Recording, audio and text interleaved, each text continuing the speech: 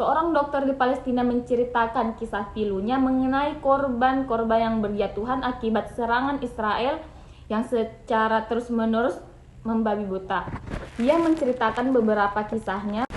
Sarah Al-Qassam menceritakan kisah pilunya sebagai dokter di Rumah Sakit Al-Shifa, Gaza, Palestina. Hal yang memilukan baginya adalah tidak bisa menyelamatkan banyak nyawa warga Palestina yang meninggal di dunia atau luka akibat serangan Israel. Awal mula kehancuran hati Sarah sebagai seorang dokter yang ada di Palestina terjadi pada 7 Oktober ketika Hamas menyerang Israel. Sejak saat itu, serangan darat dan udara balasan dari Israel telah menghancurkan sebagian besar Gaza yang membunuh lebih dari 15.000 orang. Sejak saat itu, seorang dokter Sarah saat itu dipanggil ke rumah sakit untuk bekerja di sana. Matanya yang menyaksikan sebuah pembantaian dan orang-orang terluka berbondong-bondong masuk ke rumah sakit.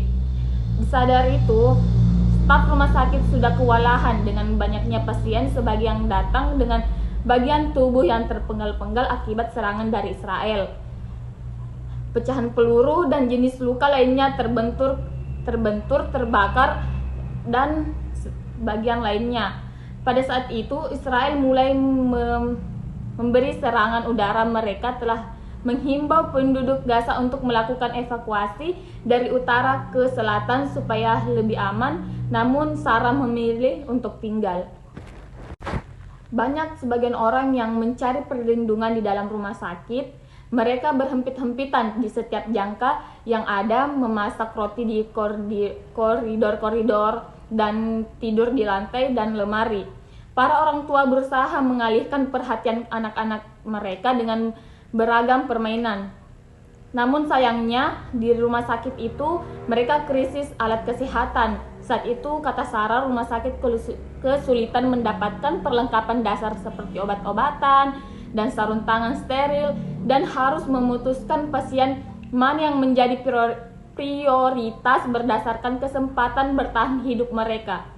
Di dalam rumah sakit itu, akibat serangan dari Israel yang secara terus-menerus, mereka krisis alat kesehatan, listrik, air, dan sebagai yang lain.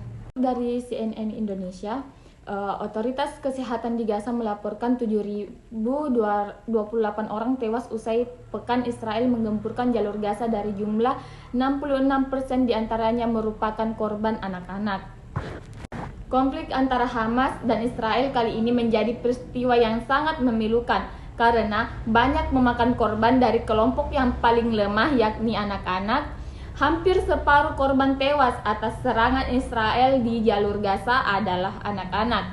Serangan kilat Hamas pada 7 Oktober 2023 lalu memicu balas dendam Israel ke wilayah tepi barat, terutama wilayah Gaza. Korban luka-luka hingga tewas tak terelakkan lagi.